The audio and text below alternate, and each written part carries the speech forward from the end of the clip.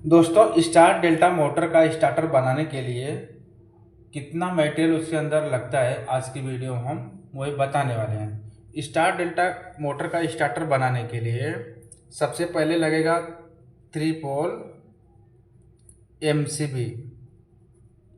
ठीक है, सबसे पहले 3 पोल का एमसीबी लगेगा कितना, 1 पीस। ठीक है, और दूसरा इसमें पावर कॉन्टैक्टर लगेगा, पावर कॉन्टैक्टर। ठीक है, कितना लगेगा, 3 नोच, यानी 3 पीस पावर कॉन्टैक्टर लगेगा। इसके बाद में एक स्टार डेल्टा टाइमर। ठीक है, और पुश बटन लगेगा, स्टॉप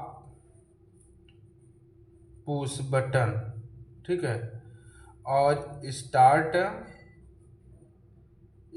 पुश बटन।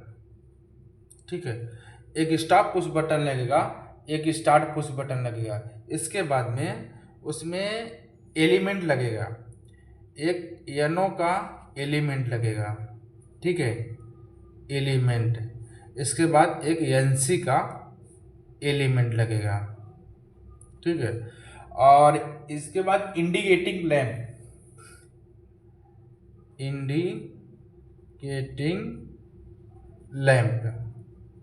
ठीक है, लैंप कौन सा लगेगा, समझो रेड का हो गया, या रेड का हो गया। इसके बाद में रेड का ऑन का हो गया। ठीक है, और स्टॉप का ग्रीन। ठीक है, स्टॉप का ग्रीन हो गया, और इसके बाद ट्रिप का अंबर। ठीक है, इतना मटेरियल नॉर्मल स्टार्टर बनाने के लिए लगता है। ठीक है, अभी कॉन्टैक्टर है, जो कॉन्टैक्टर है पावर कॉन्टैक्टर लगेगा। इसमें कॉन्टैक्टर के अंदर में 13-14 मेन कॉन्टैक्टर में 13-14 एक यनो होना चाहिए। अगर कंट्रोल सर्किट 230 वोल्ट का बनाना है तो इसका क्वाइल कॉन्टैक्टर का 230 का होना चाहिए। अगर 230 का अगर सर्किट रहेगा कंट्रोल सर्किट, तो कॉन्टैक्टर का क्वाइल भी 230 का होना चाहिए। और उसके बाद मेन कॉन्टैक्टर में 13-14 एक यनो कॉन्टैक्ट होना चाहिए। ठीक है, और अभी समझो ये मेन कॉन्टैक्टर हो गया। अभी हम बात ये है डेल्टा स्टार का कॉन्टैक्टर। स्टार कॉन्टैक्टर में 21-22 एनसी होना चाहिए। ये 21 और 22 नंबर एक एनसी कॉन्टैक्ट होना चाहिए। इसके बाद में ये जो क्वाइल है, वो बैक साइड में जो क्वाइल है ना, ये 230 का कॉइल कॉन्टैक्टर के पीछे होना चाहिए। और ये हो गया डेल्टा का कॉन्टैक्टर। ठीक है, डेल्टा के कॉन्टैक्टर भी 21 और 22 एनसी होना चाहिए। और ये जो पीछे का कॉइल है ये भी 230 वोल्ट का होना चाहिए। ठीक है, और इसके बाद में ये हो गया रिले हो गया। ये रिले एक मेन कॉन्टैक्टर में ऐसा फिटिंग होता है। और ये हो गया पुश बटन, ये हो गया स्टार्ट का पुश बटन।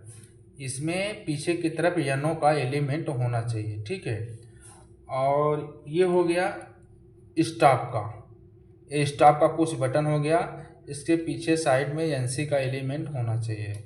अगर ऑटो मैनुअल बनाना है, मतलब ऑटो मैनुअल में अगर स्टार्टर चालू करना है, तो एक ऑटो मैनुअल का ऐसा स्विच लगाना पड़ता है। ठीक है, ये सेलेक्टर स्विच इसको बोलते हैं।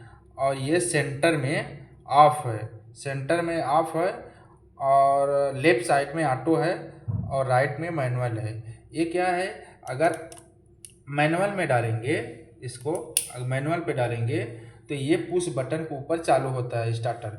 अगर ऑटो में डालेंगे तो समझो रिमोट हो गया या सेंसर हो गया, सेंसर के ऊपर ऑन ऑफ होएगा। और ये हो गया एक स्टार डेल्टा टाइमर।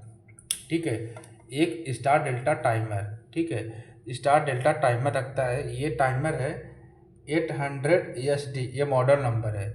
और इसका क्वाइल भी 230 का होना चाहिए। ये देखो क्वाइल 230 का होना चाहिए, अन्य 230 का सर्किट रहेगा तो क्वाइल जितना मटेरियल है, समझो कॉन्टैक्टर हो गया, टाइमर हो गया, क्वाइल 230 का होना चाहिए।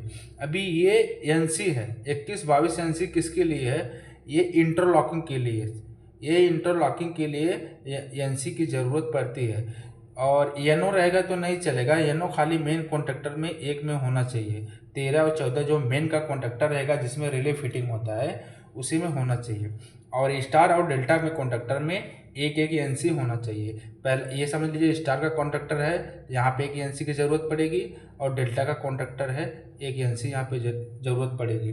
खाली मेन कॉन्डक्टर में एनओ की ज़रूरत पड़ेगी, और स्टार और डेल्टा कॉन्डक्टर में एक एक एनसी की ज़रूरत पड़ेगी।